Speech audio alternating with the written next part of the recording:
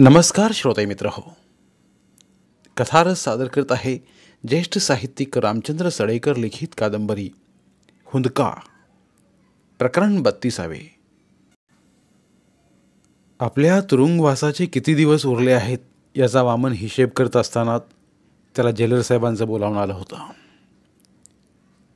कशासाठी बोलावलं असेल याचा विचार करतच वामनने जेलर साहेबांच्या केबिनमध्ये पाऊल ठेवलं आणि तो जागच्या जागी खिळून उभा राहिला. जेलर साहेबांच्या समोर खुर्चीत बसली एक कोवळी मुलगी त्याला पाहून हळूहळू उठून उभी राहिली होती. वामन विस्पारलेल्या डोळ्याने तिच्याकडे पाहत होता. त्याच्या नजरेत अविश्वास होता, आश्चर्यही होतं. वामन, आते, जेलर आपुलकीने म्हणाले. वामन त्या मुलीवरची नजर न हटवता पुढे झाला. त्याचे मन 30 वर्षांपूर्वीच्या भूतकाळात पोचले होते. तीच उभी राहण्याची ढब, तीच करारी नजर, तोच चेहरा आणि तोच आभास. वामनला वाटलं साक्षात बिंदू त्याला भेटायला आली आहे. त्या विचारानेच गदगदून आले वामनला. पाय जड झाले त्याचे आणि डोळ्यात सारखे अश्रू जमा होत राहिले त्याच्या. समोरच्या बिंदूसारख्या दिसणाऱ्या मुलीला पाहून आपल्याला उचबळून काय येते आहे हे वामनला उमजले होते. पत्रातील नम्रताने लिहिलेली ओळ त्याला आठवली होती. रेखा फार सुंदर दिसते. तिने बिंदुवंशच रूप घेतला आहे. तिच्या आणि बिंदुवंशच्या रूपात इतके साम्य आहे की हा परमेश्वरी चमत्कार पाहून मन थक्क होते. साधारण 14 वर्षांपूर्वी ज्या मुलीसाठी त्याने खूप वेळा हाताचा पाळणा केला होता ती रेखा त्याच्या समोर उभी होती. जिच्या आठवणीतच त्याने तुरुंगातील 14 वर्षांच्या कालावधीतील प्रत्येक दिवस आणि रात्र घालवली होती, तीच रेखा आज त्याला भेटायला आली होती. रेखा, माझी रेखा, बिंदूपासून निघालेली रेखा. आवेगाने वामनने आपले दोन्ही हात पसरले होते. त्याची रेखा त्याला भेटायला आली होती.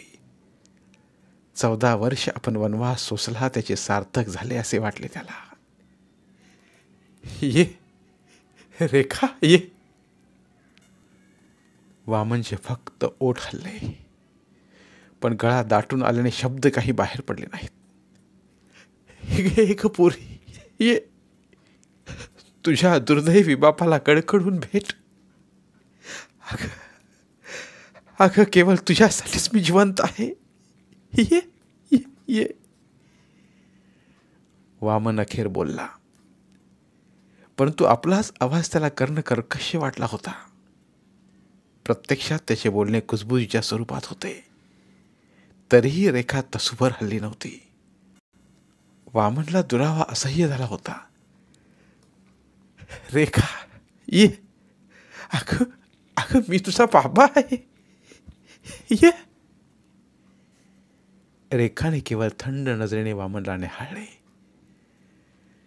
जा मुली. हे वामन बापट अतिशय सज्जन गृहस्थ आहेत. जेलरने प्रशस्ती पत्रक दिले आणि इतके वर्ष रेखाच्या दबून ठेवल्या भावनांचा तेथे स्फोट झाला होता. सज्जन माणूस कधी आपल्या बायकोला जाळून मारत नाही. खाडकन थोबाडीत मारावी तशी रेखा बोलली आणि वामनच्या डोळ्यावर वात्सल्याची धुंदी क्षणात उतरली. जेलर तर चकित झाले होते. 2 आठवड्यांनी वामन बापटची सुटका होणार आहे. त्या संबंधातच मुली तो आपल्या वडिलांना भेटायला आली आहेस? जेलरने विचारले.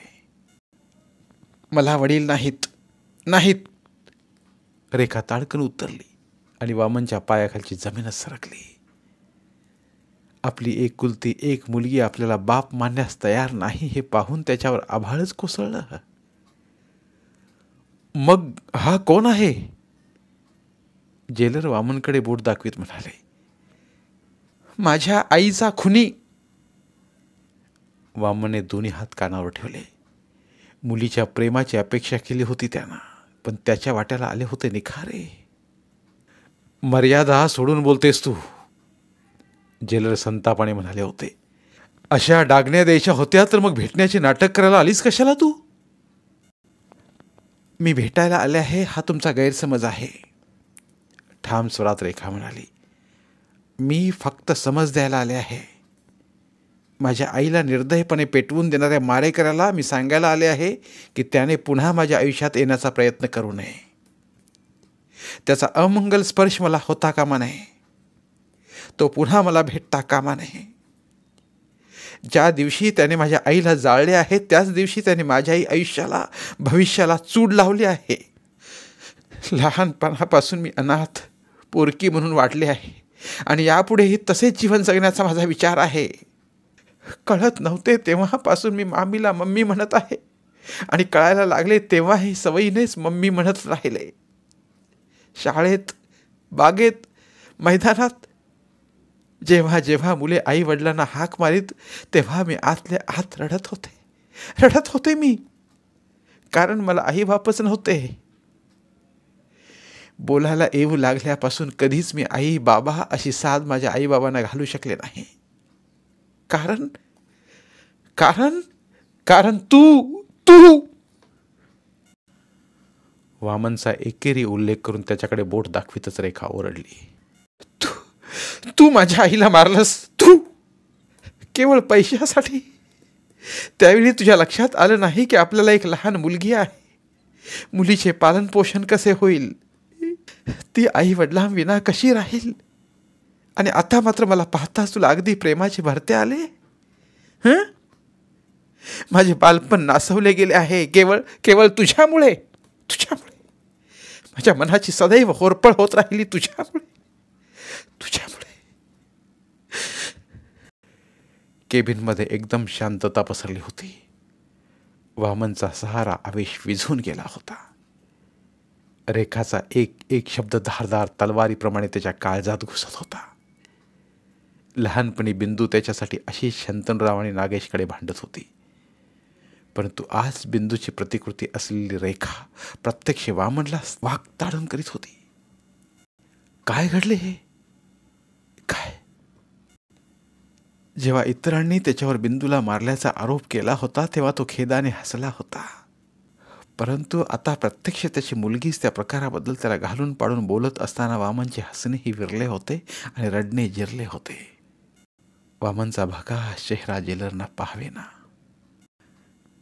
आता आणखी शिक्षा देऊ नकोस त्याला मुली, सहानुभूतीने जेलर म्हणाले.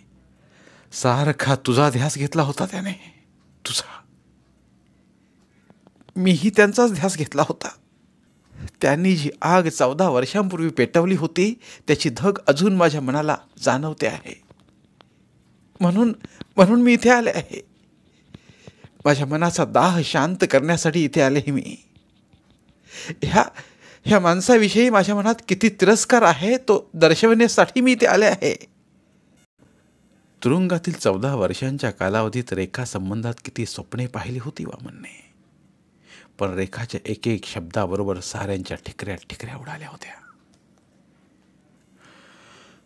वामन बापट, तुमचा आणि माझा कसलाही संबंध नाही याची जाणीव ठेवा. मरताना माझ्या आईला ज्या यातना झाल्या असतील अगदी तशाच यातना तुम्हालाही जिवंतपणे भोगायला लावाव्यात असे वाटते मला, परंतु तेवढ्या क्रूर पातळीवर मला उतरता येत नाही.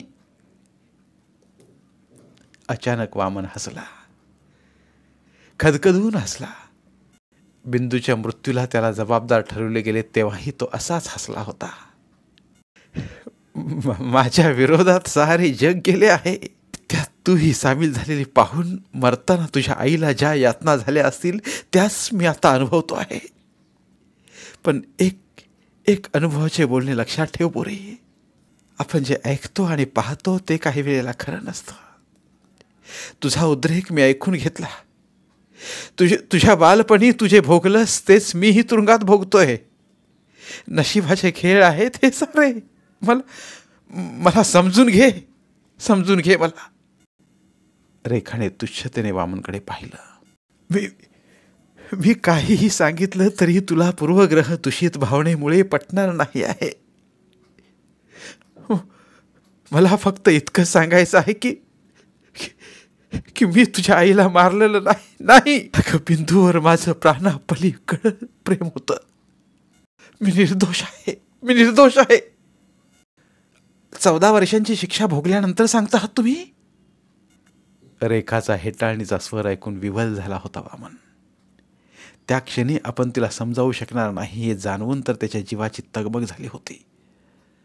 अखेरचा प्रयत्न म्हणून तो म्हणाला, रेखा, रेखा, लहानपणापासून तू आई बाबा अशी साध कोणाला घातली नाहीस आणि मीही मला कोणी बाबा म्हणून हाक मारलेली ऐकली नाही. तुझी साध ऐकण्यास माझे कान आतुर झाले आहेत ग, आतुर झालेत. तिरस्काराने रेखा हुंकारली, फक्त एकदाच. वामनने हात जोडले होते. अशक्य. तुमचा मी तिरस्कार करते. द्वेषाने रेखा म्हणाली आणि ताड निघून गेली. रेखा.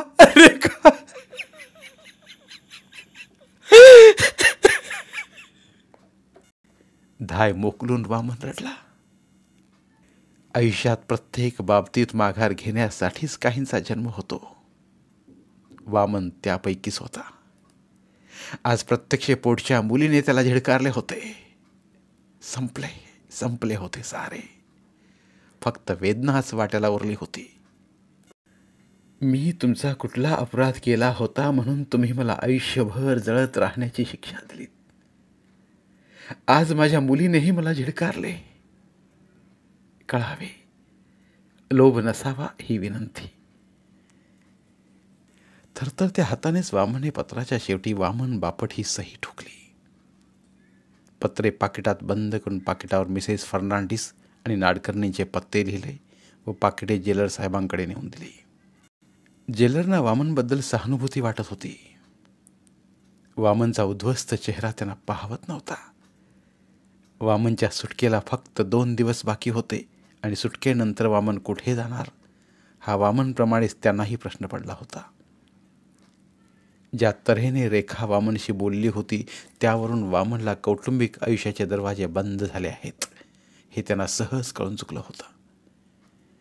2 दिवसांनी सुटकेच्या आदेशाची कागदपत्रे तयार होताच वामनने तुरुंगातील आपल्या इतर सहकाऱ्यांना रामराम केला. निरपराध असून 14 वर्षांची शिक्षा भोगूनही त्यांच्या मनात कडवट भावना नव्हती.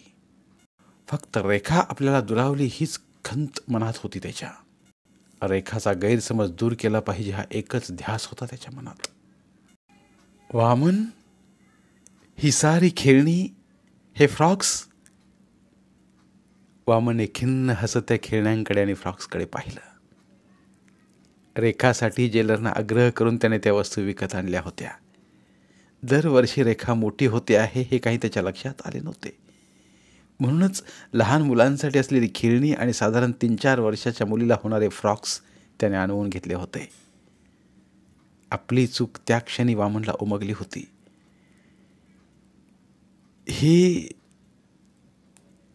ही सारी कुठल्या तरी अनाथ आश्रमातील मुलींना देऊन टाका जेलर साहेब. जेलरचा आशीर्वाद घेऊनच वामनने तुरुंगाबाहेर पाऊल टाकले होते. तुरुंगापासून दूर जाईपर्यंत त्याने मागे वळून पाहिले नव्हते. मनात दुसरे कुठलेही विचार नव्हते त्याच्या. रेखाचे शब्द, रेखाचा त्वेष आणि रेखाने व्यक्त केलेला तिरस्कार अजून जसाच्या तसा आठवत होता त्याला. तो दिवस निव्वळ भटकून काढला वामनने. मोकळ्या हवेवर फिरताना त्याला बरे वाटत होते. दिसेल त्या देवळात जाऊन तो बसला होता. दुसऱ्या दिवशी शिर्डीला जाऊन साईबाबांचंही दर्शन घेतलं त्यानं. पण मनशांती मिळाली नाही त्याला. सारखी रेखा आठवत होती त्याला आणि तुमचा मी तिरस्कार करते या तिच्या शब्दांनी तर त्याची झोप उडाली होती. अखेर असह्य झाले तेव्हा आपण मुंबईला जाऊन रेखाची भेट घेऊया या विचाराने झपाटून वामन पुन्हा नाशिकला आला. तुरुंगात केलेल्या कामाचे पैसे होते त्याच्याजवळ. पंचवटी जेव्हा मुंबईच्या दिशेने धावू लागली तेव्हा वामनच्या चेहऱ्यावर समाधान पसरले होते. आपण रेखाला भेटणार या कल्पनेनंच त्याच्या मनावरचा ताण हलका झाला होता. यावेळी तो कच खाणार नव्हता. प्रथम रेखाला तो समजावणार होता आणि तरीही ती समजून घेण्यास तयार नसेल तर तो सरळ नागेशकडे बोट दाखवणार होता. कोर्टात अप्रत्यक्षपणे त्याने नागेशचे कारस्थान असावे, बिंदू मृत्यूपूर्व असा जबाब देणारच नाही असे सूचित करण्याचा प्रयत्न केला होता. परंतु नाडकर्णी आणि मिसेस फर्नांडिसमुळे तो फोल ठरला होता. यावेळी मात्र तो ठासून सांगणार होता. बिंदूला त्याने गमावले होते, पण रेखाला गमवायचं नव्हतं त्याला. विचारांच्या ओघातच वामनला झोप लागली होती. गाडीला गर्दी होती. आपण 3-3.5 तासानंतर मुंबईला पोहोचणार आणि नंतर रेखाला भेटणार याची स्वप्ने त्याला पडत होती. गाडी तुफान वेगाने धावत होती. वामन डब्यात मागे मान टेकून शांत झोपला होता. त्याने समजावताच रेखाला पश्चाताप झाला होता. तिने वामनची माफी मागितली होती आणि बाबा अशी हाक मारून ती त्याला मिठी मारणार. इतक्यात वामन एकदम फेकला गेला होता. तो आघात जबरदस्त होता. त्याच्या अंगावर सामान आणि इतर प्रवासी आडवे झाले होते. अचानक डब्यात तुफान उष्णता पसरली गेली होती. अंग भाजून निघते की काय असंच वाटू लागलं होतं वामनला. डब्याच्या बाहेर पडण्यासाठी आक्रोश करीतच सर्वजण सैरावैरा पळण्याचा प्रयत्न करीत होते. आपला डबा फरफडत जातोय की काय असं वामनला वाटत असतानाच अचानक गाडी थांबली होती. स्वतःची सुटका करून घेऊन वामन दरवाजाच्या दिशेने जीवाच्या आकांताने धावला आणि त्या क्षणी अचानक उद्भवलेल्या आगीचा लोळ त्याच्या दिशेने झेपावला होता. पंचवटी एक्सप्रेसला झालेल्या जबरदस्त अपघाताचे वृत्त दूरदर्शनवर बातम्यामध्ये दाखवले गेले आणि तो भीषण अपघात पाहून शंतनूरावांपासून रेखापर्यंत सारे हळहळले होते.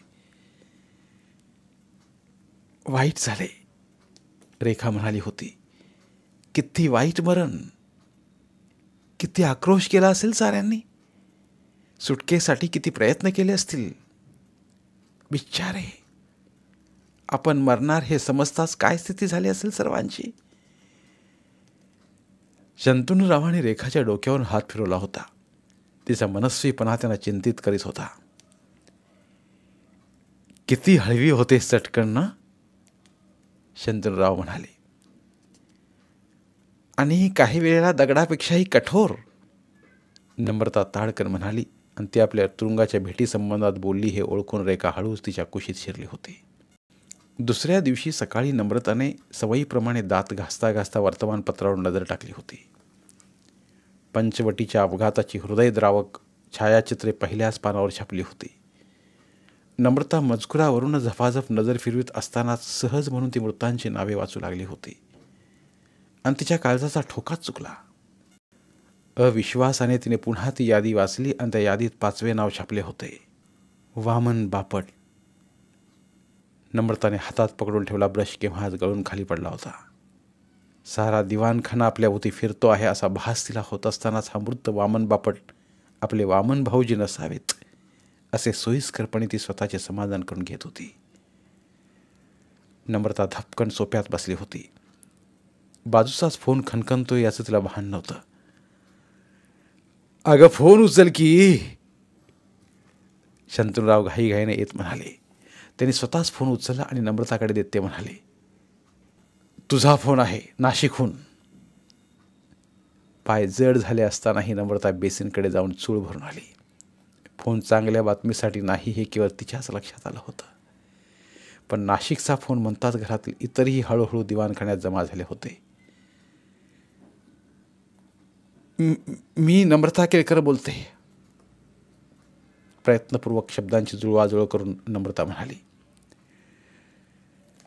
मी जेलर सदावर्ते, इगतपुरीच्या हॉस्पिटलमधून बोलतोय. काही विशेष? हे बोलतानाही नम्रता घाबरली होती. वाईट बातमी आहे, जेलरही बोलताना अडकळत होते. काल पंचवटीला झालेल्या अपघातात वामन बापट दगावलेत. परवा सुटका झाली होती त्यांची आणि कालच कायमचे सुटले बिचारे. नम्रताला संयम ठेवता आला नव्हता. तिच्या ओठातून हुंदका बाहेर पडला होता. रडू नका ताई, रडू. पलीकडून जेलर म्हणत होते, माझ्याशी बोलताना केवळ तुमच्याबद्दलच ते कौतुकाने आणि अभिमानाने बोलायचे, म्हणूनच तुम्हाला फोन केला मी. अपघाताच्या ठिकाणी त्यांच्या डेड बॉडीजवळ त्यांची बॅग होती. त्या बॅगेत जेल संबंधीची कागदपत्रे होती. म्हणून बॉडी ओळखण्यासाठी पोलिसांनी माझ्याशी संपर्क साधला होता. तुम्ही जर येथे आलात तर मेहरबानी होईल. निदान त्या दुर्दैवी जीवाची अंत्यक्रिया तरी व्यवस्थित होऊ दे. मी येते दाटलेल्या आवाजात नम्रता म्हणाली आणि टेलिफोन ठेवताच हमशी रडू लागली. तिचे रडणे थांबताच शंतनूरावांनी सावकाश तिच्याकडून माहिती काढून घेतली होती आणि वामन मरण पावला हे ऐकून त्यांनाही वाईट वाटले होते. मरणानंतर वैर संपते या भावनेने साऱ्या केळकर कुटुंबियांनी वामनच्या आत्म्याला शांती लाभो अशी मनोमन प्रार्थना केली होती. नागेशनं तर सुटकेचा सुस्कारा सोडला होता. वामनला तुरुंगातून सुटल्यानंतर तोंड कसे दाखवायचे या विचाराने हल्ली त्याचे पिण्याचे प्रमाण फार वाढले होते. परंतु आता तो निश्चिंत झाला होता. त्याने जे काही काळे कृत्य केले होते ते आता कोणीही उजेडात आणू शकणार नव्हते. आईला जाळणाऱ्या आपल्या वडिलांना अगदी तसाच मृत्यू आला हे ऐकून रेखा क्षणभर सुन्न झाली होती. दुसऱ्या क्षणी तिने आपल्या मनावर ताबा मिळवला होता. देवानेच न्याय केला अशीच मनाची समजूत घातली होती तिने. आणखी एका तासानेच नम्रता, नागेश आणि रेखा मोटारीने इगतपूरला निघाले होते. त्या मृत देहावरची पांढरी चादर दूर केली आणि नम्रताच्या ओठातून अस्फुट किंकाळी बाहेर पडली. रेखा तर घाबरून नम्रताला बिलगली होती. शंतनूराव आणि नागेश तर आपसुकच 2 पावले मागे सरकले होते. वामनच्या देहाचा जळून कोळसा झाला होता. तुमच्या ताब्यात देण्याची व्यवस्था करतो मी, जेलर हॉस्पिटलच्या व्हरांड्यात शंतनूरावांकडे पाहून बोलत होते. नाशिकलाच अंत्यक्रिया उरकून टाका तुम्ही आणि नंतर मला जेलमध्ये येऊन भेटा. वामनच्या काही वस्तू आहेत माझ्याकडे, त्या घेऊन जा तुम्ही. अंत्यक्रिया आटोपून नागेशने वामनच्या अस्थि रेखाच्याच हातातून जेव्हा गोदावरीत सोडल्या तेव्हा क्षणभर रेखालाही गहिवरून आले होते. साधारण 2-3 आठवड्यांपूर्वी रेखा वामनला घालून पाडून बोलली होती आणि आज तोच वामन या जगात नव्हता. ज्या माणसाचा आपण मनापासून तिरस्कार करतो त्या माणसाच्या मृत्यूबद्दल आपण हळवे का होतो याचे आकलन तिला होत नव्हते. आणि जेव्हा तुरुंगात जेलरला भेटताच जेलरने वामनने रेखासाठी जमवलेली खेळणी आणि फ्रॉक्स रेखा समोरच ठेवली तेव्हा मात्र रेखाला भडबडून आलं होतं. वामनविषयी वाटणारा सारा तिरस्कार त्या क्षणी लोपला होता. आपण आपल्या वडिलांशी फारच कठोर वागलो हे जाणवून व्याकुळ झाली होती ती. मरताना माझ्या आईला ज्या यातना झाल्या असतील तशाच यातना तुम्हालाही जिवंतपणे भोगायला लागाव्यात असे मला वाटते. पोट तिडकीने रेखा वामनला म्हणाली होती. परंतु आपले शब्द जसेच्या तसे खरे झालेले पाहून ती भयंकर अस्वस्थ झाली होती. मोटार मुंबईला 20व्या बंगल्यात शिरेपर्यंत रेखा अबोल बसून होती. धन्यवाद. उर्वरित कादंबरी पुढील भागात. धन्यवाद. प्रिय श्रोते मित्र हो, आपल्यासाठी एक आवाहन. आमच्या चॅनलच्या प्लेलिस्ट विभागात तुमच्यासाठी शेकडो कादंबऱ्यांचे ऑडिओ बुक्स उपलब्ध आहेत. तिथे प्रत्येक कादंबरीचे सर्व भाग एकत्रित मिळतील. त्यामुळे सध्या सुरू असलेल्या क्रमशः कादंबरीच्या पुढील भागासाठी वाट पाहण्याची गरज नाही. तुमच्या वेळेनुसार तुम्ही संपूर्ण कादंबरी सलगपणे ऐकू शकतात आणि साहित्याचा आस्वाद घेऊ शकता. कृपया आमच्या चॅनलच्या होमपेजवर जाऊन प्लेलिस्ट चेक करा आणि तुमची आवडती कादंबरी निवडा. धन्यवाद.